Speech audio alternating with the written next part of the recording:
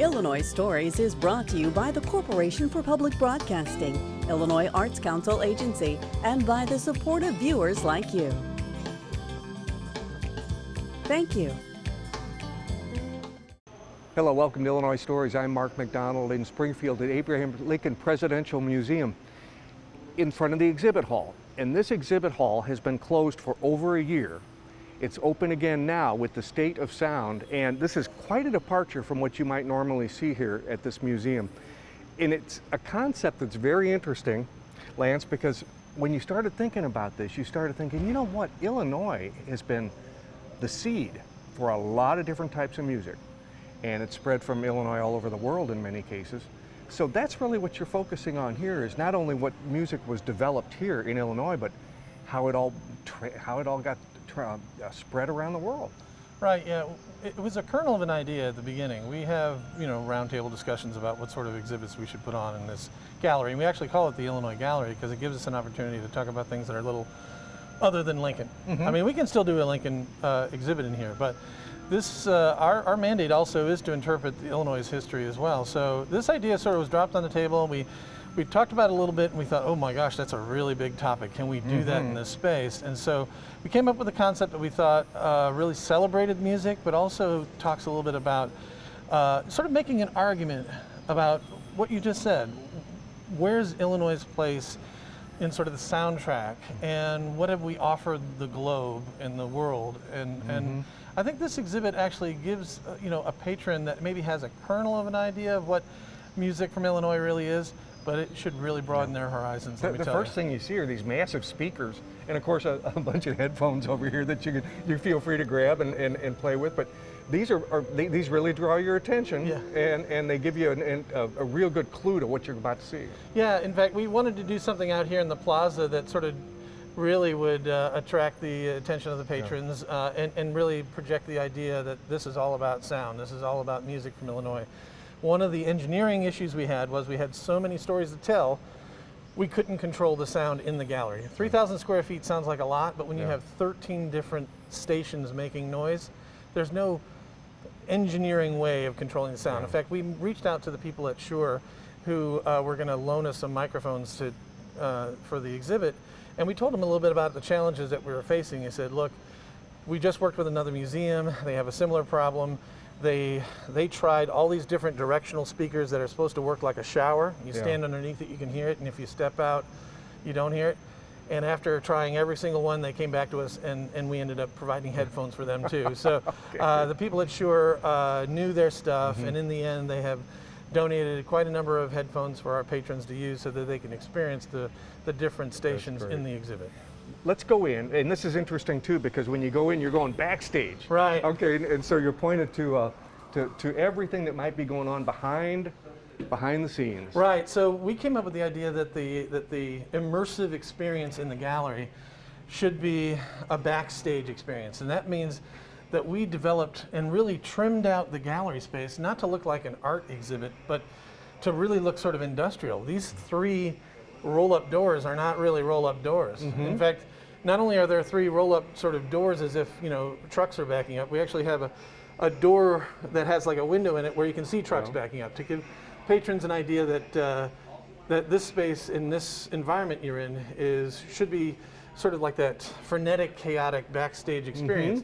All the beamwork, all the brickwork, the lighting trusses, the road cases, the materials, all designed to sort of create an atmosphere that allows the patron to kind of dive into what it might be like as they're making their way through sort of a relatively condensed sort of working space, if you will. We'll come back and we'll delve into these genres a little more as we go, but let's just take a breeze through here and head back.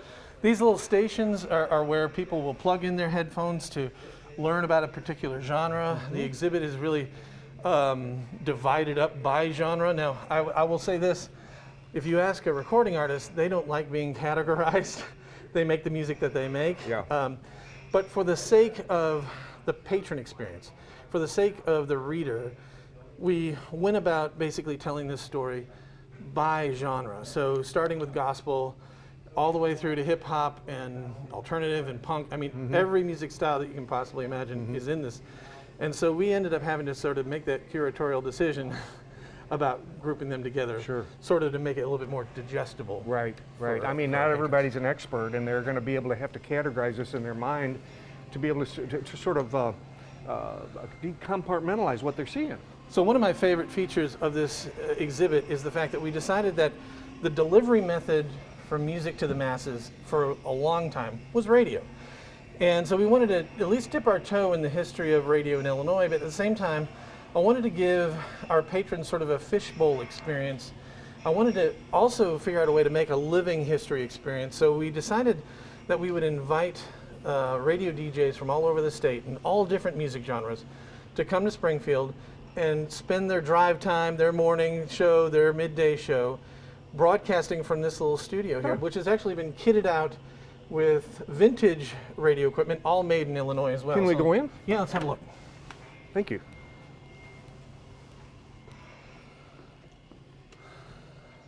The real thing, huh? It is, and it's now this equipment, this board is not being used by the DJs. Although you can see the VU meters going because the patrons are listening to an internet streaming station with our partner, the Illinois Rock and Roll Museum on Route 66 up in Joliet. They have a streaming radio station that plays nothing but Illinois music. So it was ready-made for us. So when we don't currently have a DJ in here broadcasting, we can still provide patrons with essentially some content. Now, having said that, the museum decided to create a podcast series of our own. We made a lot of friends putting this exhibit together. We have a lot of stakeholders, and we contacted them and said, would you consider hopping on and doing an interview talking about not only your music and your career, but your connection to Illinois, and also talking about the artifact that you loaned us. So it gives us kind of an interesting pivot point to say, thank you for loaning us your Grammy Award, but also tell us a little bit about what it meant to you growing up in Illinois, and how did that foster your love of music? How did that foster, your drive or whatever it was? And so we're looking for, these stories to sort of be organically Illinois, and yet kind of an interesting take. And maybe it's a couple of questions these people haven't been asked, at least in that certain way. And so we're looking forward to continuing our podcast series. So we've already taped one with REO Speedwagon frontman Kevin Cronin, and we've interviewed the singer of a punk band called Rise Against, who's a huge band I didn't really know that much about, but a more contemporary story. So this studio, I'd love to say, is going to be this really opportunity for us to keep talking about the exhibit during the run of the show, because hopefully these chairs are going to be filled with people from all over the state sort of talking about the music and talking about the exhibit. Interesting project. Okay, let's go pick off one of these genres. Where do you want to start first? Let's start with the blues. All right. Muddy Waters, everybody's heard that name.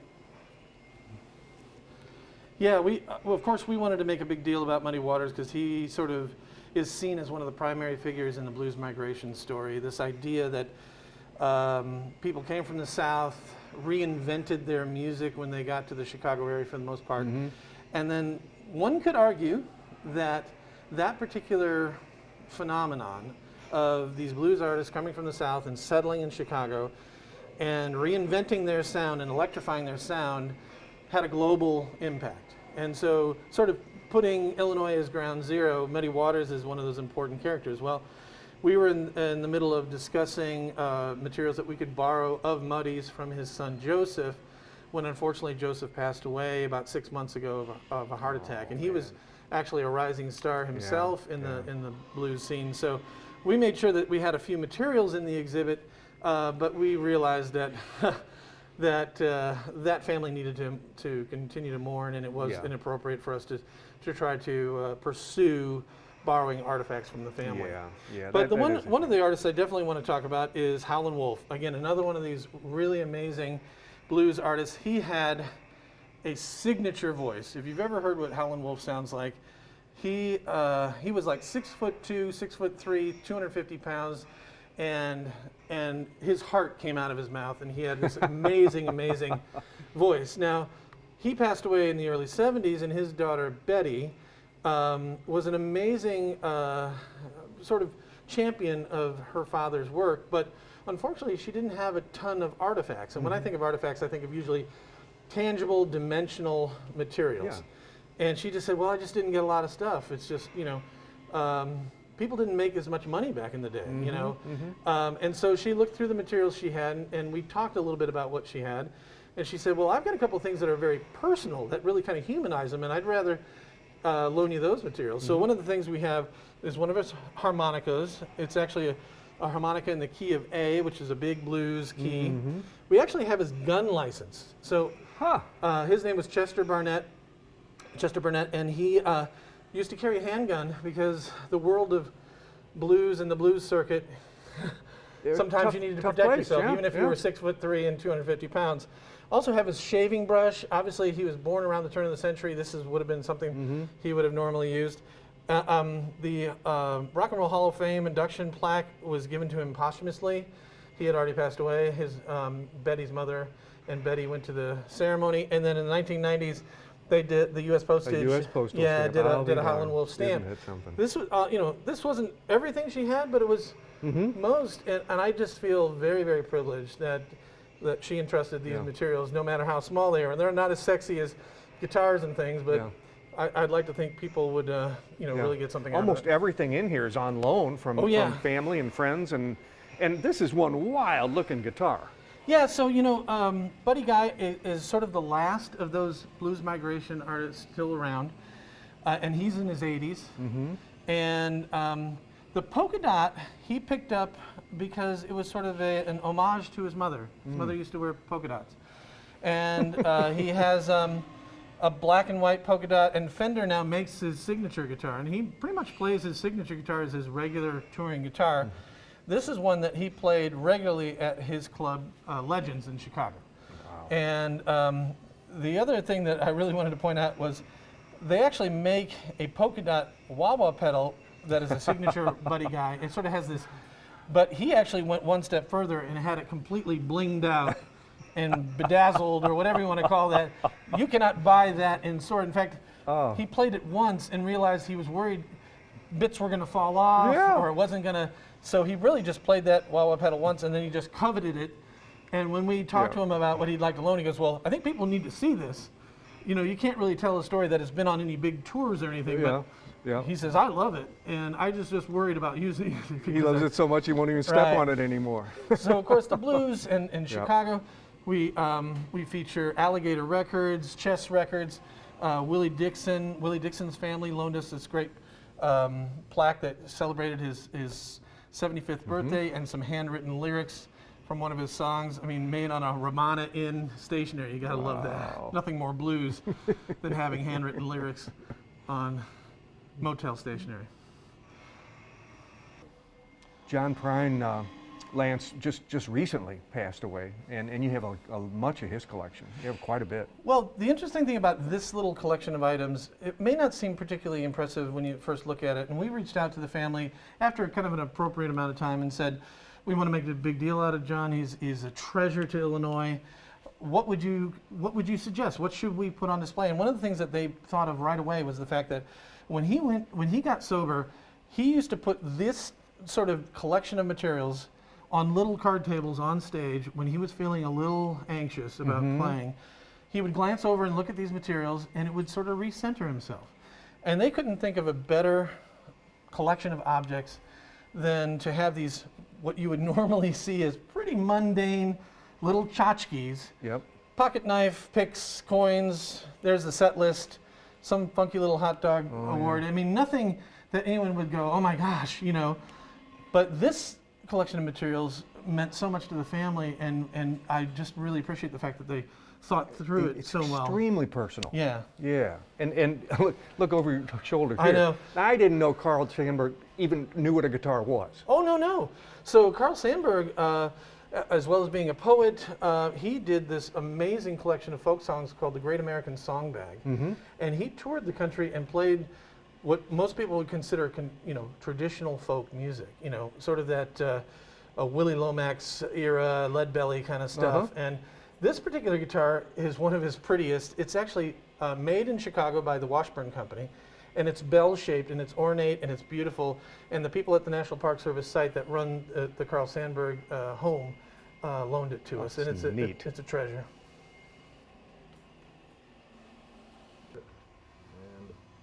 Now we're talking about some real heavies here, aren't we, Lance? Yeah, the jazz section really, I think people will connect with, and one of the prize exhibit pieces in here is the trumpet from Miles Davis. It is one that was made for him in the early 1980s. It was really the last sort of professional trumpet he played, because he died in the early 90s. So this was sort of in that era when he had just sort of come as a cultural icon, and people recognized him with his big glasses and his moodiness. He would never even like look at the audience when he played. And so we are amazed. I mean, just the look of having this glowing red trumpet from Miles Davis. Yeah. The other thing, sort of on the antithesis side of that, is Benny Goodman's clarinet. So Benny Goodman is a homegrown Chicago, the king of swing, you know, the band leader, and his daughter Benji loaned us this clarinet. Actually, the program next to the jacket is actually Benny's memorial. When after he passed away, they had this huge party in New York, and all these speakers talked about his greatness, and the program itself had a clarinet reed as a bookmark. And even the cleaning rag had his monogram on it for his clarinet. So very personal elements there too. Another amazing jazz legend from Illinois is Herbie Hancock. He actually starred in a movie in the 1980s where he played, oddly enough, a jazz piano player, but a jazz piano player in Paris in the 1950s, and that was the jacket that he wore. Oh, wow. But more contemporarily, this is one of his chord keyboards from the mid-2000s, and you know, again, an amazing piece to have here. Yeah. So he's so recognizable for being such an amazing jazz keyboard player. And another amazing jazz keyboard player is Ramsey Lewis. And Ramsey Lewis really thought about what he wanted to loan us, and it turns out that he had done a performance sort of celebrating Abraham Lincoln at Ravinia. And so he felt he wanted to loan us his performance score, the program, the DVD, and even his marked up charts. And so, again, I really appreciate the fact that he took the time to think about what he wanted to loan us to help represent him here in the exhibit. Okay, now we're in the rock section. Right. Yeah, we're in the Midwest. This is Midwest rock. We had to make sure that this section was really cool. We actually have a guitar from both Tommy Shaw and James Young from Styx from two different eras. The Les Paul on the right was actually Tommy Shaw's guitar when he first joined Styx in 1973. He was in another band in Chicago. He's got a great story about this guitar accidentally getting rolled over by a car and breaking the neck off. Oh, no. And then the other guitar from James Young is actually from when Styx sort of reformed in 1990. You know, he sort of was an endorser of these Kramer guitars, and so that particular guitar is very iconic for him. Around the corner, you've got another great Chicago band, Survivor, Eye of the Tiger. This is Frankie Sullivan's guitar. It's actually it's an Anderson-made guitar, a very custom-made guitar that he plays. And then you can't talk about Chicago and Chicago rock without the band Chicago. Right, right. So Lee Loughlin is the trumpet player. They had such a signature horn sound. We felt it was important to feature one of them. This is actually one of the trumpets that he played in the 1970s at their height of using the horns. And so he was very excited to show us this. And then, of course, one of the big records they ever made was Chicago 17. This is a quadruple platinum award for Chicago 17. Yeah. And then over here, actually, this one really tugs at your heartstrings. Dan Fogelberg from Peoria.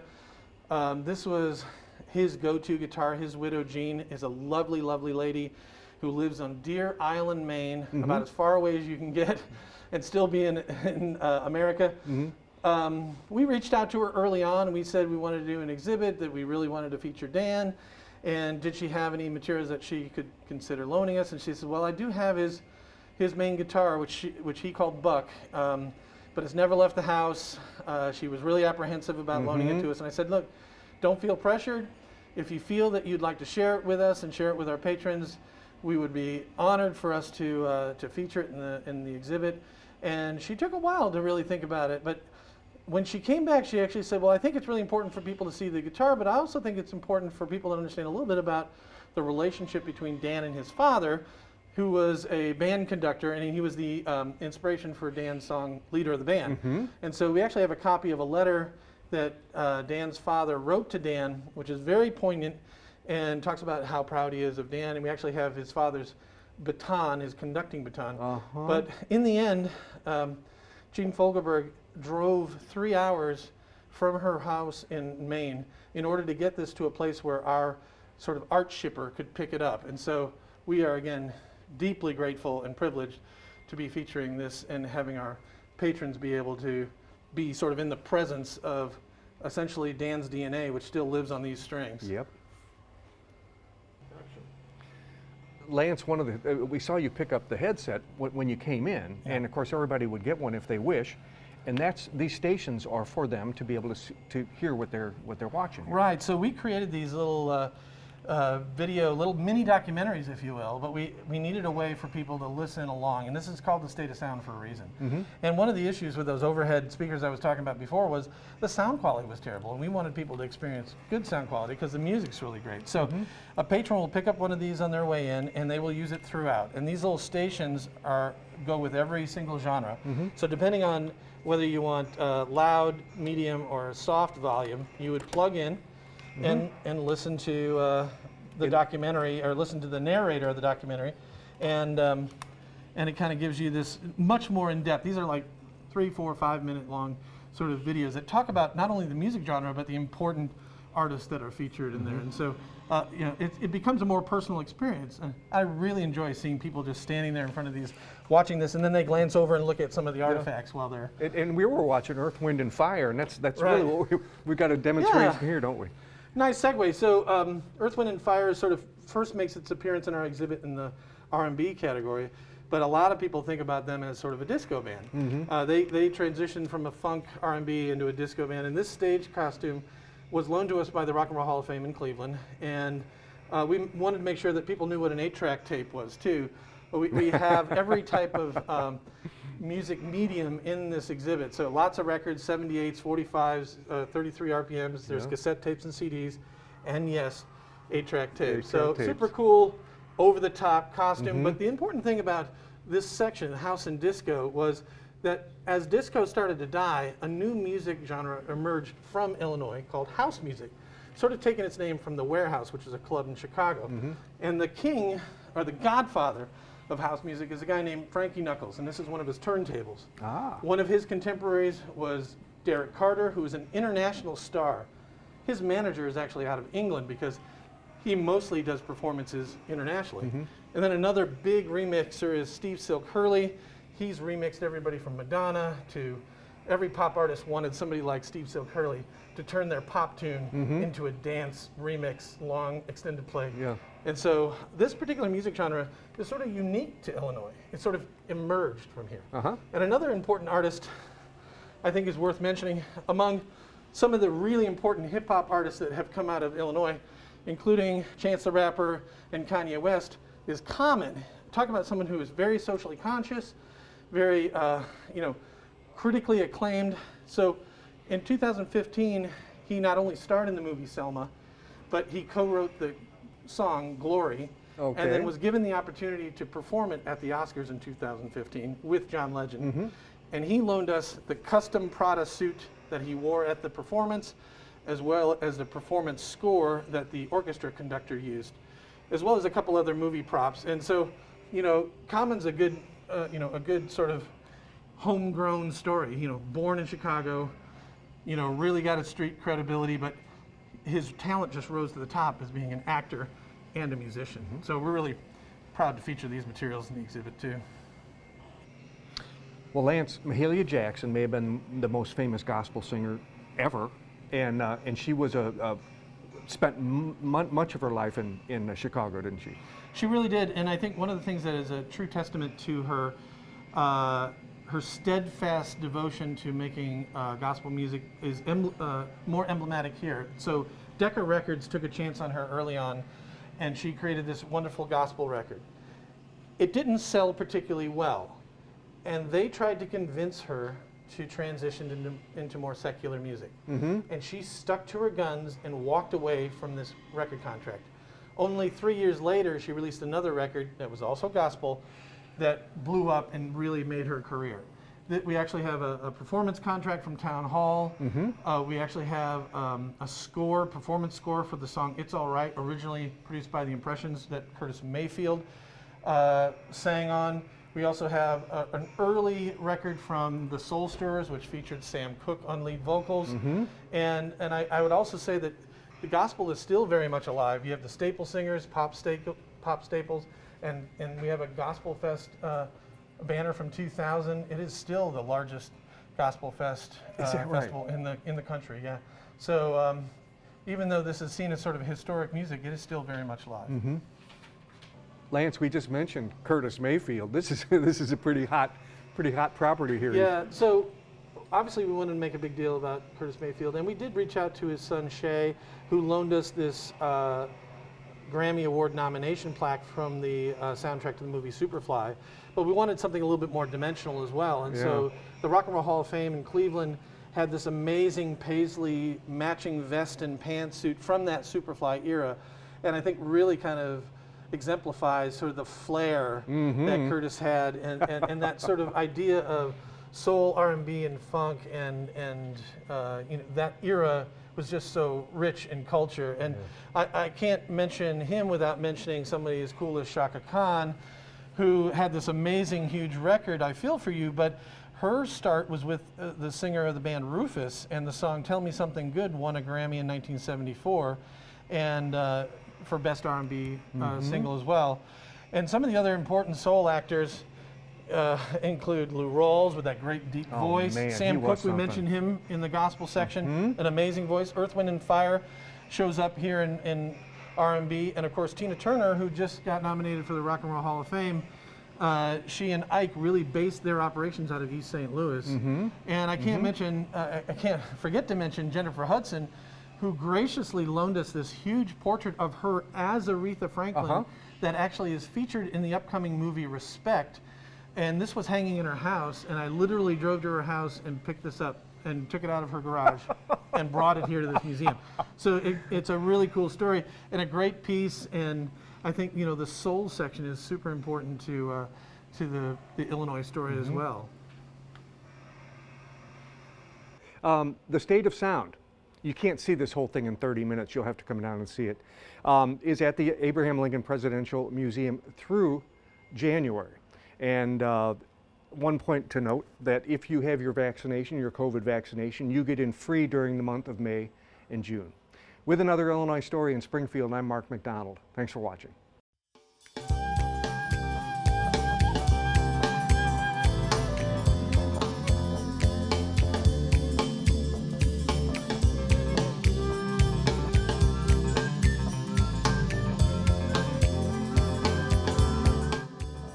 Illinois Stories is brought to you by the Corporation for Public Broadcasting, Illinois Arts Council Agency, and by the support of viewers like you. Thank you.